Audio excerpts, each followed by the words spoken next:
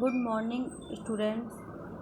आज के क्वेश्चन में कृषि प्रयोजन के लिए भूमि का आवंटन, मैं आप लोगों को ये पढ़ाने जा रही हूँ। कृषि प्रयोजन के लिए भूमि का आवंटन कैसे किया जाता है। इसका प्रश्न बनता है, भूमि प्रबंधक समिति किन भूमियों पर किसी व्यक्ति को BNTR या असामी के तौर पर किस वरीयता क्रम से दर्ज कर सकती है। व्याख्या कीजिए। आवंटन से क्षुब्ध व्यक्ति को क्या उपचार प्राप्त है, व्याख्या कीजिए। 2 प्रश्न है, समझ लीजिए, ठीक है। धारा 125 के अनुसार किसी राजस्व गांव की भूमि प्रबंधक समिति, हर गांव में एक भूमि प्रबंधक समिति भी होती है। हमारी कृषि भूमि 2 कानून से शासित होती है।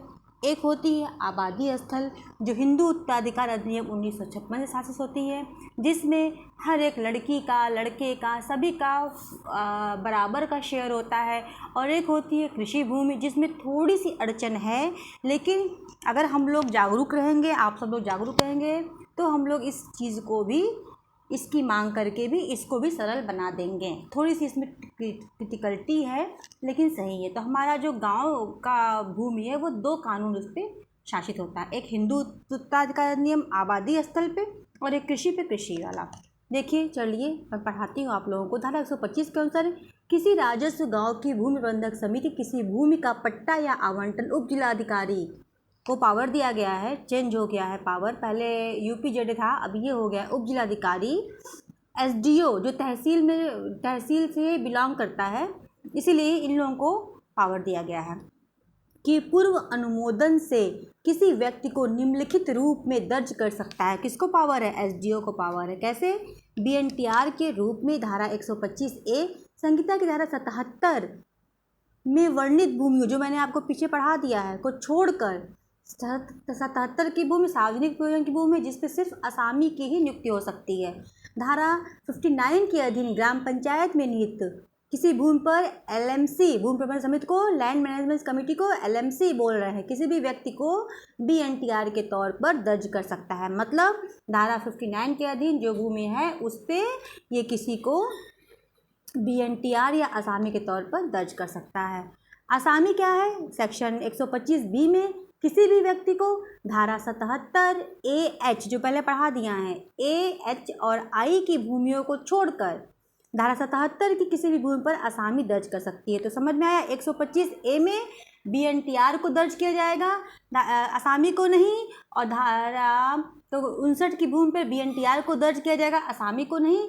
धारा 77 की भूमि पे ये 3 छोड़कर AH और I को छोड़कर समस्त भूमि पे असामी को दर्ज किया जा सकता है। तथा धारा 61A में किसी तालाब से भिन्न किसी भूमि पर असामी दर्ज कर सकता है।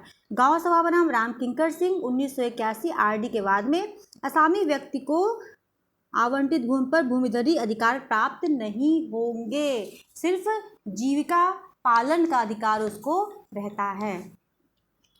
अब रहा आपका क्वेश्चन, भूमि आवंटन करने में वरीयता क्रम, क्या क्या वरीयता होगी? धारा 126 से बताया गया है। किसी भूमि प्रबंधक समिति के लिए यह आज्ञापक होगा, मैंडेटरी है कि वह किसी भी व्यक्ति को BNTR या असामी के तौर पर दर्ज करने के पूर्व निम्नलिखित वरीयता क्रम का पालन करे। श्रीमती कृष्णा देवी वर्षे उत्तर प्रदेश राज्य 1999 RD के बाद में LMC के लिए वरीयता क्रम आज्ञापक होगा, अन्यथा आवंटन निरस्त कर दिया जाएगा। और पनिशमेंट भी है। किसी ऐसे व्यक्ति की जो ग्राम सभा में निवास करता हो और भूमिहीन हो, विधवा पहले नंबर पे, पुत्र, अविवाहित पुत्रियां, माता और पिता, जिसके संघ के सशस्त्र बल में सक्रिय सेवा में रहते हुए मृत्यु हो गई हो। किसी ऐसे व्यक्ति की जो ग्राम सभा में निवास करते हो, भूमिहीन हो और जिसकी संघ के सशस्त्र बल में सक्रिय सेवा में रहते हुए मृत्यु हो गई हो, विधवा, पुत्र, अविवाहित पुत्रियां और माता पिता, इनको ये भूमि आवंटित होगी। ग्राम सभा में निवास करने वाला ऐसा भूमिहीन जो संघ के सशस्त्र बल में सक्रिय सेवा में रहते हुए पूर्णतः विकलांग हो गया हो, उसको भी होगा। ग्राम सभा में निवास करने वाले ऐसा भूमिहीन कृषक श्रमिक, जो कृषक की परिभाषा 4(3) में दी गई है, जो अनुसूचित जाति, अनुसूचित जनजाति, अन्यथा पिछड़े वर्ग या स्टेट गवर्नमेंट द्वारा BPL में सभी शामिल हैं हो, तो ग्राम सभा में निवास करने वाले कोई अन्य व्यक्ति जो भूमिहीन कृषक हो, ग्राम सभा में निवास करने वाला किसी अधिकारी से भिन्न कोई ऐसा व्यक्ति जो सेवानिवृत्त हो, निर्मुक्त हो, उन्मोचित कर दिया गया हो। ग्राम सभा में निवास करने वाला कोई भी भूमिहीन स्वतंत्रता सेनानी से राजनीतिक पेंशन स्वीकृत न की गई हो। कोई भूमिधर या आसामी जो ग्राम सभा में निवास करता हो और जिसके पास 3.5 एकड़ से कम भूमि हो, 1.26 हेक्टेयर। अनुसूचित जाति, अनुसूचित जनजाति, अन्य पिछड़ा वर्ग, बीपीएल, सामान्य वर्ग का भूमिहीन कृषक जो ग्राम सभा में निवास न करता हो, पूर्ण न्याय पंचायत में निवास करता हो। स्पष्टीकरण। भूमिहीन व्यक्ति धारा 126 के स्पष्टीकरण 3 के अनुसार किसी व्यक्ति को भूमिहीन समझा जाएगा यदि उसके पास, उसकी पत्नी या उसके आवश्यक बच्चे के पास आवंटित स्वयं आवश्यक हो, वहाँ उसके माता पिता के पास आवंटन के दिनांक या उक्त दिनांक से ठीक 2 वर्ष पूर्व कोई भूमि नहीं हो, इसको समझा जाता है भूमिहीन। भूमिहीन किसी मजदूर, सेक्शन 4 क्लास 3 में भूमिहीन किसी मजदूर से तात्पर्य ऐसे व्यक्ति जिसकी जीविका का मुख्य स्रोत कृषि भूमि पर आश्रित होना है। गरीबी रेखा से नीचे रहने वाले सामान्य व्यक्ति 126 में स्पष्टीकरण 5.4 में गरीबी रेखा से नीचे रहने वाले सामान्य श्रेणी के व्यक्ति का तात्पर्य राज्य सरकार द्वारा समय समय पर यथाबंधित व्यक्तियों से है।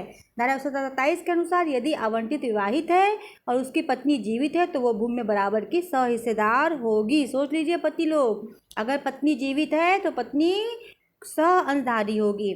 आवंटन और पट्टे का निरस्तीकरण। धारा 128 में फोरम कौन है? कलेक्टर है। अंडर सेक्शन 4 क्लास 8 में परिसीमा क्या है? 5 वर्ष। संहिता लागू होने से 5 वर्ष। आवंटन के दिनांक 2 लिमिटेशन है। संहिता लागू होने से 5 वर्ष, आवंटन के दिनांक से 5 वर्ष। संज्ञान सुओ मोटो ले सकता है या व्यथित व्यक्ति के आवेदन पर ले सकता है। आधार क्या है? आवंटन या पट्टा संहिता के अनुसार नहीं किया गया, अनियमित रूप से आवंटित किया गया। धारा 128 के अनुसार किसी भी आवंटन या पट्टे का अनियमित के आधार पर स्वप्रेरणा से या व्यथित व्यक्ति के आवेदन पर सम्यक जांचोपरांत आवंटन या पट्टा निरस्त कर सकेगा। समझ में आपको आ गया? परिसीमा 128 1A में कलेक्टर इस संहिता के प्रारंभ के पूर्व या किए गए आवंटन की स्थिति में परिसीमा काल संहिता लागू होने से 5 वर्ष होगी। इस संहिता के प्रारंभ के दिनांक या उसके पश्चात किए गए आवंटन की स्थिति में किए गए आवंटन या पट्टे के दिनांक से परिसीमा आरंभ होती है। धारा 128 के अनुसार आवंटन या पट्टे के निरस्तीकरण का कलेक्टर का प्रत्येक आदेश पुनरीक्षण धारा 210 के आदेश के अधीन रहते हुए अंतिम होगा। रिवीजन होगा इसका। आवंटन या पट्टे के निरस्तीकरण का प्रभाव क्या होगा? 128 क्लास 2 में ऐसी भूमि के आवंटी या पट्टेदार या उसके अधीन दावा करने वाले सभी व्यक्ति के अधिकार हक हित समाप्त हो जाएंगे। ऐसी भूमि पर स्थित समस्त वृक्ष या निर्माण कार्य से भिन्न ऐसे आवंटी उसके अधीन दावा करने वाले व्यक्ति के अधिकार समाप्त हो जाएंगे। कलेक्टर ऐसी भूमि से प्रत्येक व्यक्ति को बलपूर्वक बेदखल कर सकेगा। कलेक्टर ग्राम पंचायत को ऐसी भूमि का पट्टा कब्जा लेने के लिए निर्देश देगा। BNTR से आसामी परिवर्तन करने पर कार्रवाई। धारा 128(3) के अनुसार कलेक्टर को आवंटन अथवा पट्टे के निरस्तीकरण की कार्यवाही में समाधान हो जाए कि ऐसे आवंटी को BNTR के तौर पर दर्ज नहीं होना चाहिए तो आवंटन निरस्त करने के बजाय ऐसे व्यक्ति को आसामी के तौर पर दर्ज करने का आदेश पारित करेगा। ऐसे व्यक्ति भूमि का आसामी हो जाएगा। उत्तर प्रदेश राजस्व नियमावली 2016 के नियम 126(3) के अनुसार उस ग्राम पंचायत की LMC पट्टा निरस्तीकरण कार्रवाई में आवश्यक पक्षकार होगी। चकबंदी अधिनियम की धारा 5 और 49 के प्रावधान पट्टा निरस्तीकरण पर लागू नहीं होंगे। आवंटी या पट्टेदार को कब्जा देने की कार्रवाई 129 में है। यदि कोई व्यक्ति आवंटित की गई भूमि पर कब्जे काबिज है, आवंटी या पट्टेदार से भिन्न है, तो सहायक कलेक्टर स्वप्रेरणा से आवंटी या पट्टेदार के आवेदन पर ऐसे व्यक्ति के बलपूर्वक बेदखल कर सकेगा और आवंटन पट्टेदार को काबिज कर सकेगा। धारा 129 क्लास 2 के अनुसार यदि ऐसे व्यक्ति आवंटित संपूर्ण भूमि या उसके भाग पर पुनः कब्जा कर लेता है तो धारा 65 क्लास 2 के अनुसार प्रावधान पर आवश्यक परिवर्तन सहित लागू होंगे। ऐसा व्यक्ति अतिचार के अपराध का दोषी होगा। ऐसा अपराध संज्ञेय और अजमानती होगा, मतलब जमानत भी आपकी नहीं होगी। ऐसे अपराध का संज्ञान प्रथम वर्ग मजिस्ट्रेट द्वारा किया जाएगा। दोषी होने पर ऐसे व्यक्ति को 2 वर्ष तक का कारावास और 3 माह से कम नहीं होगा और 3000 तक का जुर्माना होगा। समझ में आ गया? अब मैं पढ़ाऊँगी आपको आवासीय प्रयोजन के लिए भूमि का आवंटन।